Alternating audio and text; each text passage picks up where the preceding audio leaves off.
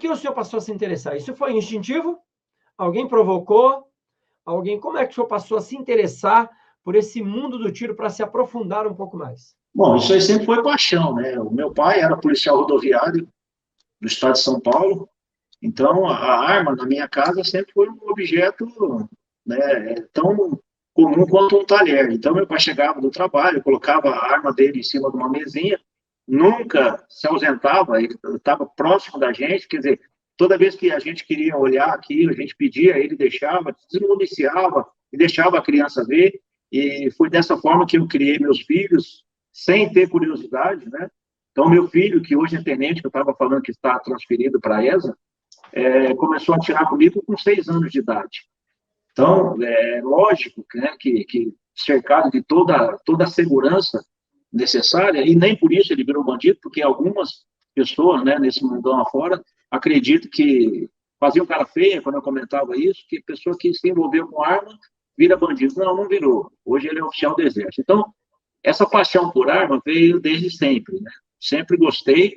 E engraçado é que quando eu me formei, que eu era aspirante, eu comecei a participar de competições de tiro. E eu não ia bem na competição de tiro. Por quê? Porque a minha arma não queria mexer no gatilho, por exemplo, mexer no gatilho para adocicar o gatilho, porque eu queria aquela arma para defesa pessoal. O tiro de competição ali é uma atividade de lazer, um esporte e tal, mas a finalidade da arma na minha mão era defesa. Então, eu não queria uma arma que tivesse um gatilho mexido, com risco, na hora de uma defesa pessoal, eu acabar executando um disparo acidental. Então, desde sempre, né? Desde sempre eu gostei da arma, sempre eu pratiquei tiro, né? E isso em família. Fazia desde pequenininho, eu fazia manutenção na arma que meu pai usava, que ele não gostava muito de fazer, não fazia muito, né? Então, a gente já fazia isso daí. E como eu falei, a gente não se distancia disso nunca mais, né? Mesmo porque o que a gente está vendo hoje em dia, e voltando à questão aí da defesa pessoal, que as pessoas que negligenciam o uso da arma, compra, guarda a arma e não treina, por exemplo, que ele acha que não vai acontecer nada, que só o fato dele ter a arma já é suficiente, né? E eu tenho um exemplo que foi lá da Baixada Santista, né, quando eu estava na época lá, que uma senhora estava sentada na sala de televisão da casa dela, junto com o filho dela, entra um ou dois, não lembro quantos, vagabundos que entraram na casa dela lá, né, e sequestraram o garoto dentro de casa. Ele não estava na balada, ele não estava na rua, ele estava dentro de casa. Então, eu já fui chamado de neurótico por algumas pessoas, né, sem nenhum pudor, não, falar para mim, ó, você é neurótico. Eu falei assim, bom, eu prefiro ser neurótico e continuar vivo, né, do que começar a acreditar em Papai Noel. Está dentro da sala da minha casa, entra alguém, né, eu estou com a minha arma ali do lado. Então, eu vou dormir, minha arma está do lado. Eu levanto, venho aqui para o meu escritório e minha arma está do lado. Né? Porque a gente nunca sabe quando vai acontecer alguma coisa. É igual usar cinto de segurança em avião. Nunca sei quando eu vou precisar. Aqui em Ribeirão Preto, no começo desse ano, em fevereiro, mataram um rapaz dentro do condomínio, na frente da mãe dele. Entraram dentro do condomínio e mataram um rapaz aqui dentro. Então, o uso da arma, desde sempre me fascinou. E desde sempre a questão da defesa pessoal, muito mais do que o esporte. Né?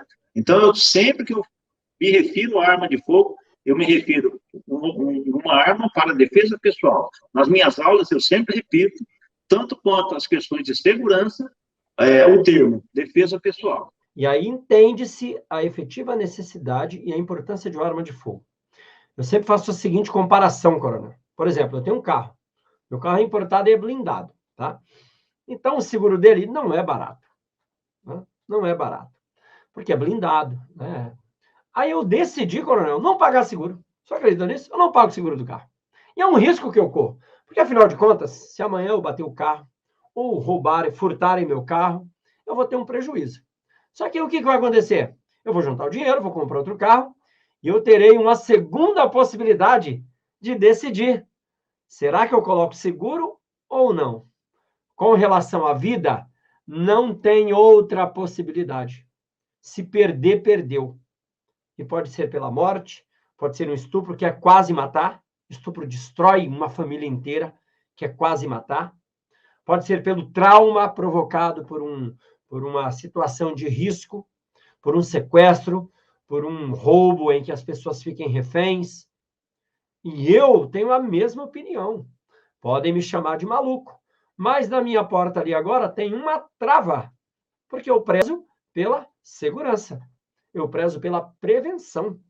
Enquanto que a maioria das portas estão presas por uma pingalinha de metal, que o cara vai lá, chuta e abre, a minha tem uma trava inteira, que aumenta quase 1000 vezes a resistência da própria porta, cientificamente comprovado, e que eu paguei R$150. E que o único trabalho que eu tenho que fazer é, quando fechar a porta à noite, colocar. Por quê? Pelo esse entendimento geral. E aí você pode me chamar de maluco, como fazem com o coronel? Podem me chamar, cara, porque eu vivo muito bem, convivo muito bem com isso. E aquela ideia do hábito, depois que a segurança se torna hábito, tudo fica mais tranquilo. O treinamento faz toda a diferença para salvar a sua vida. Toda a diferença.